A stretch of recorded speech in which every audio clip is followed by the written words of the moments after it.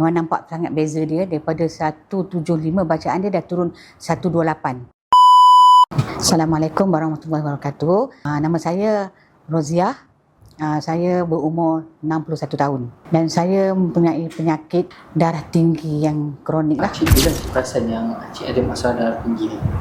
Masa mula-mula yang perasan ada darah tinggi ni, bangun tidur masa sebelum puasa lah. Bangun nak masak untuk sahur kan. Bangun tu tiba-tiba rasa macam pening, macam berpusing.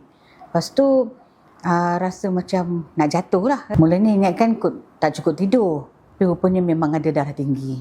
Lepas tu bila pergi ke klinik lah, buat cek tekanan darah, tinggi sangat lah, 175 bawah 98. Mula-mula tu rasa macam tak percaya lah yang kita ni ada darah tinggi sebab tak ada simptom. Jadi kita tak percaya yang kita ni ada darah tinggi. Bila pergi cek tu doktor kata memang ada, bertengok report ada memang tekanan darah tu tinggi.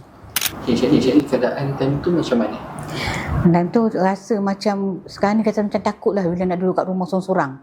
Kita takut kita nak masak sorang-sorang, takut kita rasa pitam nak jatuh ke, nanti tak ada orang nak tolong. Dah mulalah perasaan rasa takut tu mulalah datang. Jadi macam mana boleh terdetik nak try herbal 3 serangkai ni? Mula-mulanya sebab anak sulung dia bagi tahu, dia ada tengok lah dekat Facebook kan, dia tengok ada herbal 3 serangkai ni memang boleh untuk kolesterol, kencing manis dan lebih-lebih lagi untuk darah tinggi. Dalam tu ada daun kelor, serai wangi, hempedu bumi. Saya cuba ambil 2 biji sebelah pagi, setiap pagi. Tak pahit, rasa tak pening lah.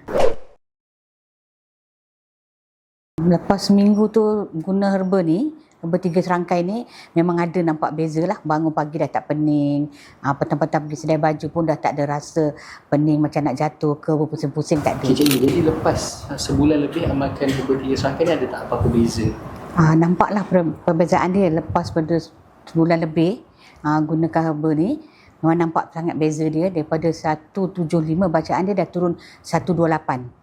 Lepas tu dah tak ada rasa pening, tak ada rasa nak buat kerja rumah pun dah rasa selesa, dah boleh jaga cucu, tak ada rasa macam nak jatuh. Memang happy sangat, rasa seronok sangat sebab dah tak ada rasa pening-pening tu. Macam ni, jadi untuk orang yang ada masalah 3 serangkai luar sana, apa nasihat Cik Aini yang nak sampaikan?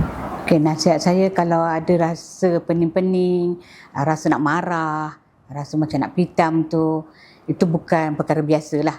Selalunya mungkin kita ada darah tinggi. Jadi nasihat saya pada semua, kalau yang ada simptom macam tu, cubalah 3 serangkai ni. Sebab saya dah cuba, insya-Allah memang mujarab.